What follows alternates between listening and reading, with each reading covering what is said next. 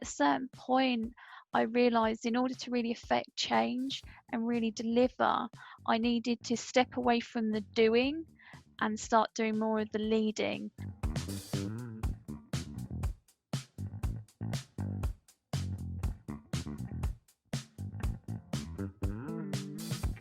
My name's Heather Connery. I'm Chief of Staff at Willis Towers Watson. Willis Towers Watson is an insurance broker and risk advisor. So the insurance broking piece is large risks, so anything from spaceships to satellites, ships, film stars. We're a $9 billion company split over 140 countries and 45,000 people. So I'm Chief of Staff for a very small area of that, about 2,000 people across 22 offices in GB. And a Chief of Staff is not like it is in the films, it's certainly not as glamorous, but I work with the CEO and our leadership team in problem solving, strategizing, and thinking of things we should be doing now and in the future. And the areas that come underneath me are innovation, risk, people and culture, so things around learning and development.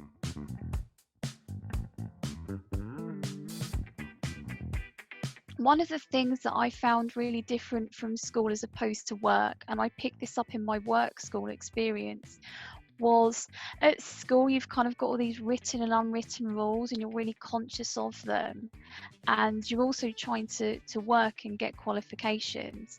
And what I really liked about the working environment is more often than not you've got people who are anchored with one purpose, pulling together to do one thing.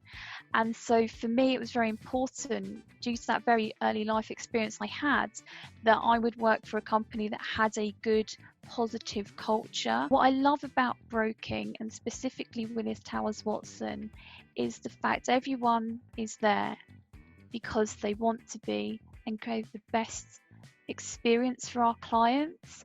And I know some people say that, but I get that throughout every meeting that I will have, whether it's a problem, whether it's a strategy, whether it's an innovation, what can we do for our clients? And that common purpose and those wonderful values that bring us together and create such a fantastic culture that makes you feel very empowered and motivated and working towards that common purpose.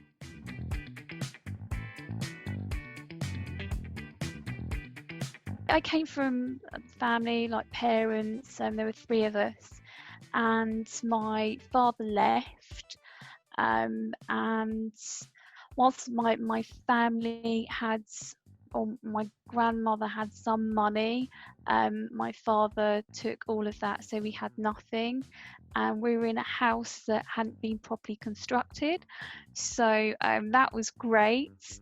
And we didn't have central heating or proper electricity or even running water for a period of time. And my mum was really struggling mentally to deal with everything that had gone on. So I got to probably about 9 or 10, and I realised I had to step up a bit and help out my mum and look after my sisters.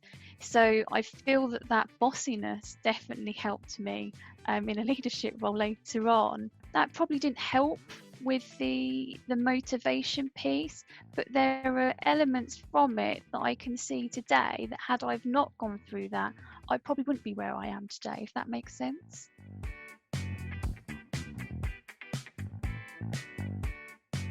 When I got to 17 or 18, I was kind of a bit unsure. But I realised I had a year out, and that year out was the most boring year in my whole life. I can still remember the boredom, and I made a decision in that year. So one, this isn't going to be my life, and I appreciated the role academia had. If no one else is going to believe me, I'm going to believe in myself. And whilst I may not have had the best upbringing or money and support, then I'm going to take every opportunity I can learn and gain, and then start doing stuff for myself. So to come from what was we were living in poverty, and I didn't have a lot of support. That year out really changed everything for me.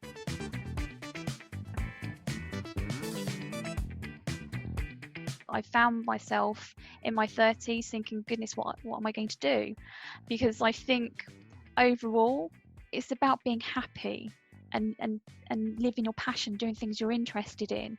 So there was this really small element of a role that I'd been doing at a law firm called project management, and it was very more about business and products and innovation.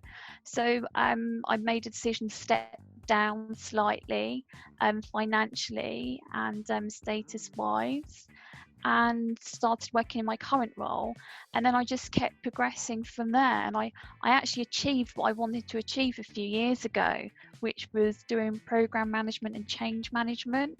It's bringing in that culture piece, 'cause it's so important if you want to do anything really and really affect change. And once I'd hit that level, I was kind of like, wow, I've done everything I set out to do. So what do I want to do next? And what I realised got in my business world enabled me to build a platform in the areas that mean a huge amount to me. So now I get to do things like this, partly because of being able to do the business, but it gives you credibility, it gives you a platform, and it enables you to build a platform for others and really affect change.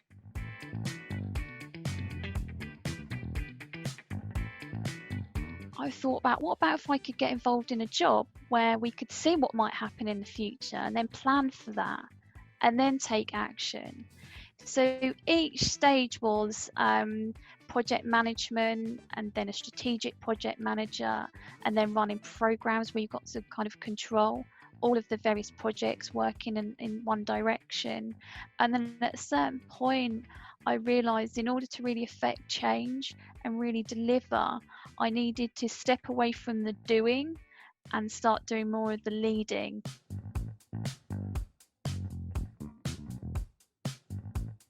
Having cost transferable skills is key. So financial services, you've got the technical piece, but you've also got managers, leaders, project managers, change managers, logistics people. These are all skills you can pick up in lots of other areas and industries that can be transferred over.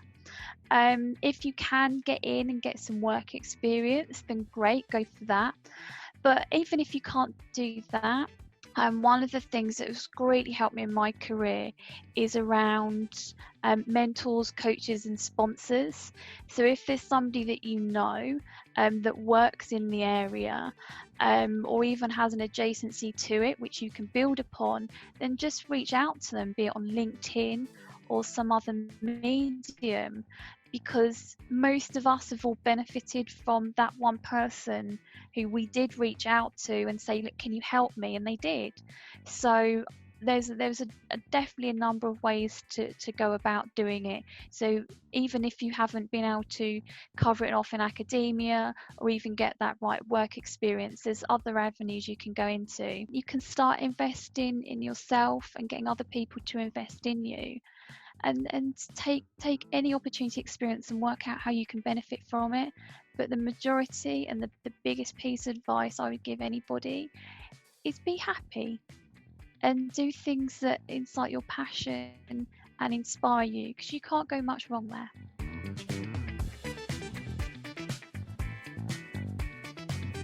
Always feel free to just get a bit of courage and find someone on LinkedIn that really inspires you and follow them or drop them a note.